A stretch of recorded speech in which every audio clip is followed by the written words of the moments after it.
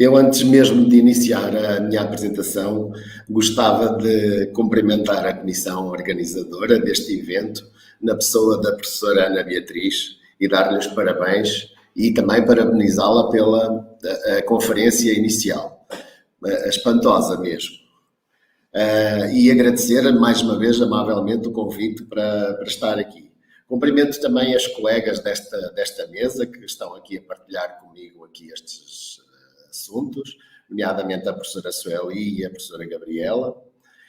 Represento aqui também, não queria deixar de referir, o projeto Ousar e Ser Laço Branco, que é um projeto que faz parte aqui da minha escola e que eu e mais 5 professoras voluntárias trabalhamos nesta questão do não à violência entre pares, que tem como objetivo essencialmente prevenir e combater a violência exercida diretamente sobre as mulheres, especialmente aquelas mulheres em contexto de relações de intimidade.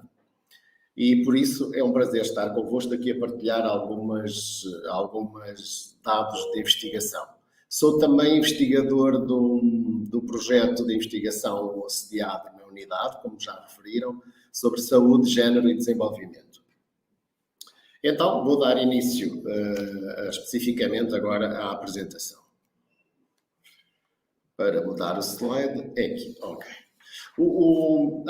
A linha de pensamento que vou seguir nesta apresentação tem estes 5 pontos. É simples, ou seja, vou fazer uma pequena introdução e depois enquadrar teoricamente, e depois falar um pouco da evidência internacional e depois falar do que se fez em Portugal acerca da violência online. Então, para iniciar, uma pequena introdução. Tal como a professora que me antecedeu, a professora Sueli, também já falou um pouco sobre isto, mas o crescimento e os avanços tecnológicos que foram registados nas últimas décadas têm conduzido a um incremento ou um aumento das práticas digitais e do funcionamento em rede, sobretudo por parte dos adolescentes. Estes dados foram obtidos através do nosso Instituto Nacional de Estatística, aqui de Portugal, mas penso que deve ser similar a todos os países. O espaço virtual constitui um meio muito flexível e atrativo para encetar novas relações interpessoais, incluindo as amorosas, sendo que os jovens dispõem de uma ampla variedade de ferramentas digitais e tecnológicas, por exemplo, as mensagens de texto através das diferentes redes sociais, e-mails, telemóveis, vocês dizem celulares, peço desculpa, o recurso à webcam, entre outros, seja para iniciar, seja para desenvolver ou manter uma determinada relação amorosa. Não obstante, este recurso a estas novas tecnologias, tal como a professora Sueli também já referiu na comunicação anterior, também poderá potenciar a emergência de outros problemas, na medida em que torna os jovens mais vulneráveis à intrusividade interpessoal, podendo mesmo fomentar a ocorrência de múltiplos fenómenos de vitimização, como o sexting, o cyberstalking, o cyberbullying e o cyberdating abuse. Alguns dos quais fugazmente explorados no contexto onde eu me insiro, no contexto português, que é o caso do ciberabuso no namoro, que é isso que me traz aqui, e eu depois vou apresentar alguns dados sobre isso. E dizer desde já que, efetivamente, em Portugal não são, ou são de todo inexistentes instrumentos que permitam caracterizar a prevalência desta tipologia específica de abuso íntimo cibernético. Ou seja, os estudos são um pouco incipientes, ou seja, só vou trazer aqui 2 e um até é da minha instituição. Este abuso íntimo cibernético tem sido definido como uma forma de controle, assédio e perseguição por parte do parceiro amoroso com recurso a estas novas tecnologias e aos mídia. Este abuso íntimo cibernético surge na literatura descrito como sendo um construto multidimensional, no sentido que poderá integrar diferentes tipologias abusivas que também já foram referidas pela professora Sueli. Ao nível da literatura internacional, é possível encontrar diferentes expressões para denominar estas formas particulares de abuso íntimo, como, por exemplo, o digital dating abuse, o electronic aggression, electronic dating violence, intimate partner cyber aggression ou ainda o intimate partner cyber harassment. Esta tipologia abusiva poderá envolver a prática de múltiplos comportamentos abusivos através da interação digital, como, por exemplo, o controle e a vigilância diária, o recurso e a publicação de comentários ofensivos ou humilhantes para o parceiro, o envio de e-mails ou mensagens contendo diferentes ameaças, publicar fotos ou mesmo envio de vídeos através das redes sociais com a intenção de humilhar. E o que é que nos diz a evidência internacional? Este estudo que tenho aqui marcado deste do Temporal Association Between Traditional and Cyber Dating em adolescentes tem por base os estudos que existem de prevalência, ou seja, e aqui eu queria referenciar um pouco que estes estudos que existem de prevalência, eles mudam muito, são valores um pouco dispares de estudo para estudo, consoante os instrumentos que utilizam.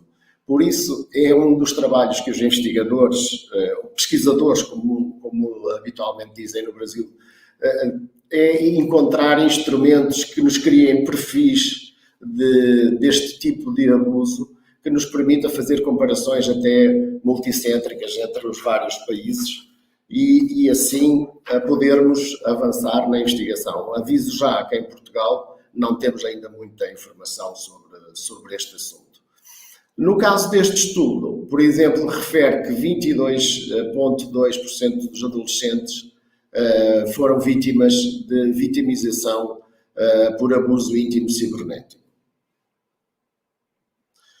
O estudo seguinte, por exemplo, já nos diz, com o mesmo instrumento, que tem 26,3% de vitimização, ou seja, utilizando o mesmo instrumento, o do cyberabuso, e 12% dos jovens, neste caso, foram perpetradores deste abuso, ou seja, eles próprios provocaram esse abuso. De referir que estes dois estudos são realizados nos Estados Unidos da América. Este estudo que eu refiro agora de seguida é talvez, se calhar, o que permite transmitir esta ideia desta diferença de prevalência entre a violência ou o cyberabuso na internet, que foi uma revisão que fizeram no Reino Unido, e nesta revisão da bibliografia encontraram-se 21 estudos que analisaram este tipo de abuso íntimo digital e que, dependendo do tipo de instrumentos utilizados, estão a ver aqui esta questão da instrumentação utilizada, verifica-se que a vitimização situava-se entre os 12% e os 56%. Ou seja, isto tem muito a ver esta disparidade, estes limites destas prevalências, tem muito a ver com o instrumento utilizado. Por isso, na área da investigação, penso que é uma emergência criar instrumentos que possam tipificar, caracterizar este tipo de violência. Avançando na minha apresentação, o ciberabuso, então, no namoro tem sido positivamente também associado a outras formas de violência interpessoal, como é o caso da violência no namoro offline, ou seja, aquela violência que tem sido mais estudada, esta sim. Contudo, o cyberabuso reúne especificidades que justificam uma análise e compreensão constituindo um tipo de abuso distinto, ou seja, separar este tipo de violência. E por isso requer então estes tais instrumentos específicos e apropriados, nomeadamente a inexistência de limites temporais geográficos, porque isto na internet não há estes limites temporais, não há estes limites geográficos, como disse a professora Sueli muito bem, na comunicação interior.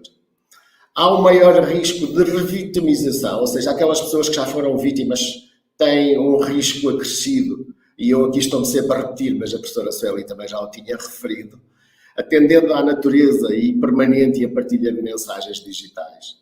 A sua difícil avaliação e detecção pelas vítimas, porque a maior dificuldade é responsabilizar ou conter o comportamento dos agressores, porque a gente não sabe, está do outro lado, pode ser um elemento desconhecido da vítima.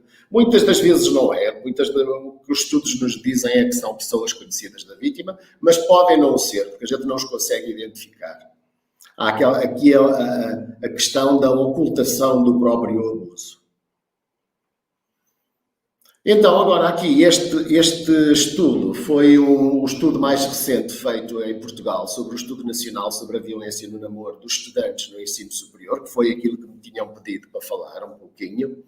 E este estudo, ele está disponível, está de acesso livre, embora este estudo não seja específico para a violência do cyberabuso, ou seja, a violência online, vamos chamar assim para abreviar, não é específico para este tipo de violência, mas tem algumas perguntas no seu questionário e que eu trouxe aqui para partilhar convosco, que têm a ver com algumas utilizações da internet.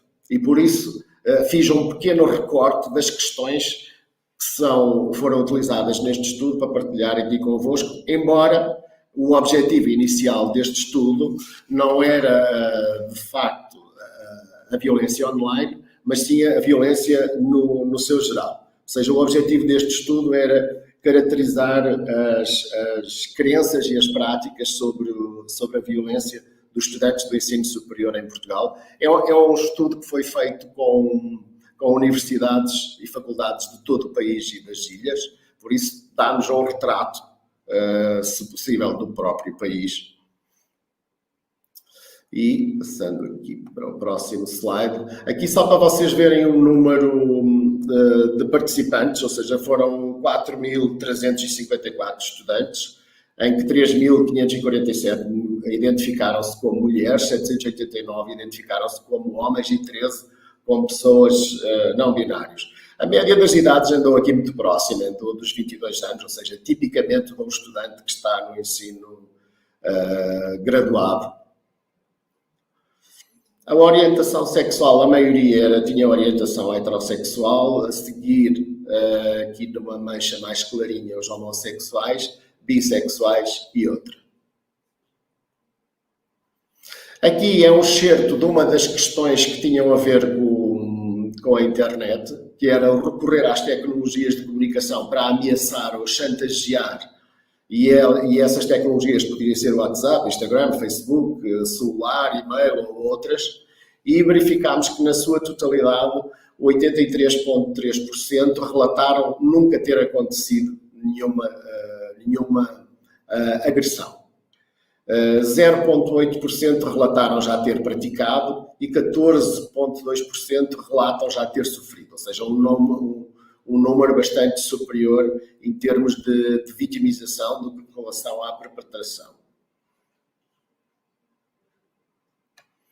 Depois, numa outra questão que retirei, é mexer nas coisas pessoais sem autorização, por exemplo, a conta de e-mail, o perfil das redes sociais, bolsos do casaco, telemóvel, carteira, agenda. Ok, aqui 70% dos estudantes relatam nunca ter acontecido, 6% relatam já ter praticado, ou seja, foram perpetradores, e 16% relatam já ter sofrido, ou seja, foram vítimas deste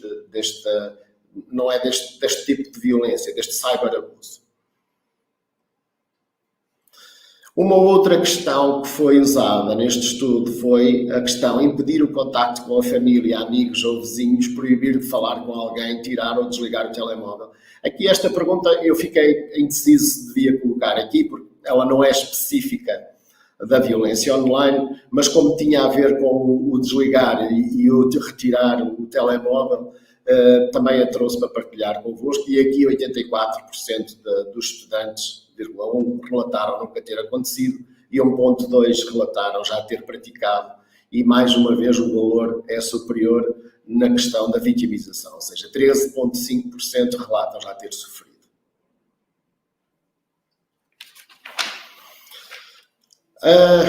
Nesta outra questão, que é muito sensível, e esta sim, nas questões do cyberabuso e da violência online, se quisermos chamar assim, divulgar imagens ou vídeos pessoais de cariz sexual sem consentimento, 95,7% dos estudantes relataram que nunca aconteceu, apenas 0,3% relatam já ter praticado este tipo de violência e 4% relatam já ter sofrido, enquanto que 2 participantes, ou seja, relatam ter praticado e sofrido ao mesmo tempo.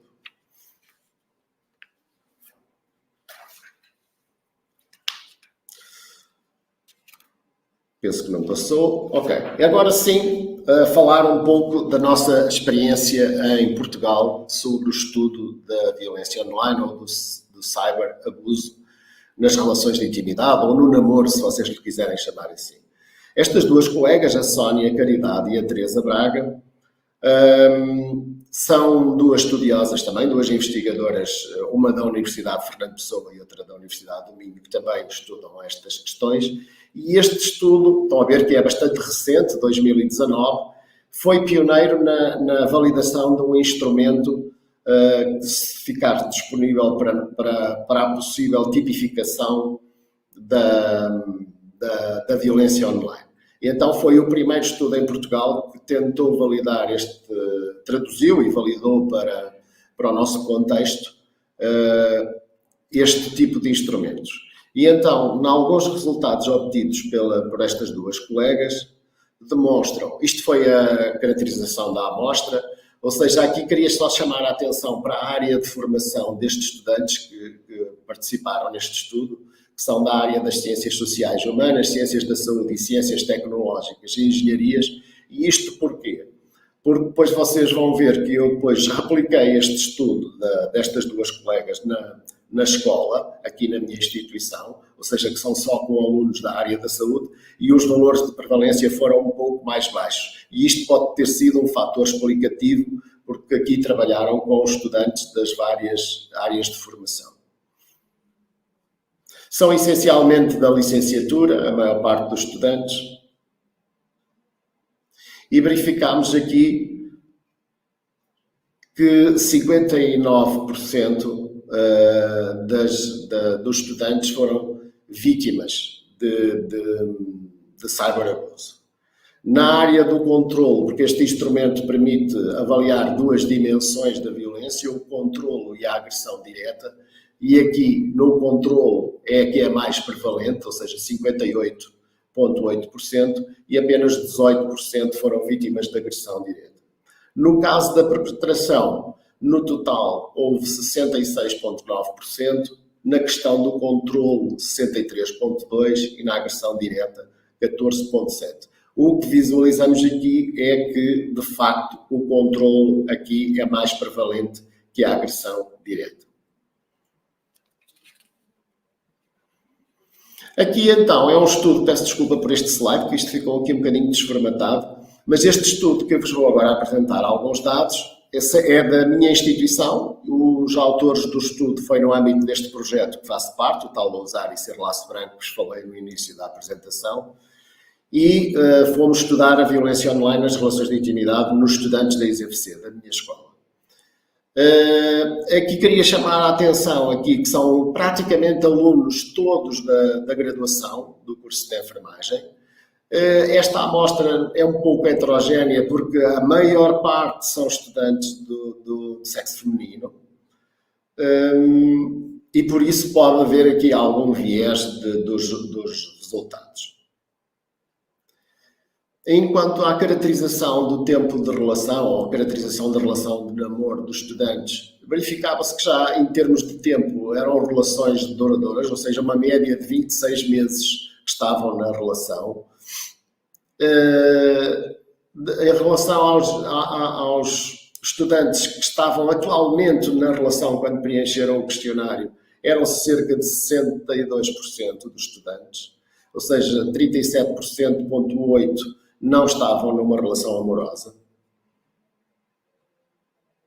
E, mais uma vez, usando o questionário das colegas da Sónia Caridade, verificamos aqui que onde há uma maior média dos indicadores, dos vários indicadores da escala que é utilizada do cyberabuso nas relações de namoro, onde a gente também encontra a média mais alta é efetivamente no controlo. Ou seja, estes dados vão de acordo aos das colegas, aqui não tratados como prevalência, mas como uma média dos vários itens. Depois aqui sim, já com prevalências, e aqui a prevalência dos diferentes tipos de violência online no último ano nas relações de intimidade, ou seja, com valores superiores de violência em termos de estimação de prevalência, quando essa não ocorreu no último ano, do que em relação a que ocorreu no último ano. Depois, quando fomos fazer um teste de diferença de médias para verificar se a violência era diferente nos anos do curso da licenciatura em enfermagem, ou seja, agrupámos os alunos entre o primeiro e o segundo ano e o terceiro e o quarto ano do curso e verificámos o quê? Que na agressão direta havia uma diferença estatisticamente significativa entre a agressão direta de vitimização e a agressão direta de perpetração. Ou seja, os alunos do primeiro e segundo ano têm valores mais elevados de violência, de prevalência de violência ou de cyberabuso, que os alunos do terceiro e quarto ano. E essa diferença foi estatisticamente significativa, o que nos permite dizer que se calhar é nestes anos que a gente tem que intervir e já começámos a desenhar intervenções nos anos de entrada da faculdade. Depois aqui também verificámos uma diferença em relação à situação de namoro que se encontra, ou seja, se está atualmente numa relação amorosa ou se esteve envolvido numa relação amorosa, mas atualmente não está. Verificamos também aqui uma diferença entre estes dois grupos e essa diferença também estatisticamente significativa. Ok, temos então aqui um valor superior em quem já esteve envolvido numa relação amorosa, mas atualmente já não está nessa relação. E aí o valor é mais elevado, principalmente na vitimização e em relação à agressão direta. Depois aqui, se calhar este aqui eu vou passar, porque aqui não houve grandes diferenças, que era o tempo de relação, ou seja, não foi uma variável que interferisse com a prevalência, e também o tipo de relação, se tem uma relação aberta, estável, ou se já estão para casar, aqui também não houve nenhuma diferença estatística. Em síntese, porque eu penso que já me estão aqui a avisar que já estou a exagerar no tempo. Ok. Então, o estudo das colegas da Caridade e que falei há bocadinho, da Sónia, ou seja, da Universidade do Minho, apresentam prevalências superiores para a vitimização, para a perpetração, assim como para a vitimização e agressão por controle. No caso do nosso estudo, na nossa escola, registámos um valor ligeiramente mais baixo para a vitimização, ou seja, 18%, mantendo um valor superior ao nosso estudo por perpetração direta, 14,7%. Os resultados também mostram que o controle foi a forma mais prevalente de abuso cibernético, quer em termos de vitimização, quer em termos de perpetração. Quando a gente analisa as diferentes tipologias do ciberabuso no namoro, a maioria dos participantes presumiu já ter sofrido, ou seja, 38,2%, e ter praticado, 43,4%, algum tipo de controlo íntimo através da utilização destas ferramentas digitais. Em relação à agressão direta, foram encontrados indicadores de prevalência mais baixos em termos de vitimização, quer em termos de perpetração. Estes resultados são coincidentes com os estudos internacionais relevantes que também encontram indicadores elevados em termos de controle. Nomeadamente este estudo de Stannard, que é aquele estudo que eu vos falei da revisão sistemática feita no Reino Unido, que falei anteriormente. Estes resultados vieram corroborar assim a ideia de que nos últimos anos as tecnologias de informação e comunicação via online representam um potencial fator para as relações de violência por esta via. E os jovens que utilizam diariamente a internet para comunicar e dedicam uma percentagem considerável do seu tempo a esta atividade, têm que ter em conta que esta tecnologia oferece vantagens importantes, é um facto, como a professora Sueli já referiu, mas também aumenta os riscos de violência através desta via. Estas tecnologias também aumentam a possibilidade de pressão e controle na relação de casal, com todas as consequências que isto pode acarretar. Estes dados permitem-nos assim verificar que os estudantes, apesar de uma baixa percepção de comportamentos violentos, quer como vítimas, quer como agressores, identificam os comportamentos que são referenciados na literatura como os mais frequentes, nomeadamente o recurso às tecnologias de comunicação para ameaçar ou chantagear. Os motivos dos comportamentos de vitimização e perpetração, a maioria dos estudantes referiam ser o ciúme, quer para a vitimação, quer para a perpetração. Ainda que não avaliassem a violência online, registámos que a convergência nestes resultados com certos itens e com alguns estudos desenvolvidos para a caracterização da violência nas relações de namoro nos adolescentes. Pois os adolescentes revelam muitos mitos e muitas crenças associadas às causas da violência, das quais se destaca esta mesmo do ciúme. E resta-me só agradecer aqui a vossa atenção. Estavam-me aqui a avisar que já estava a faltar aqui 5 minutos para terminar. Isto aqui foi a bibliografia que eu utilizei e, neste momento, estou disponível. Muito obrigado pela vossa atenção.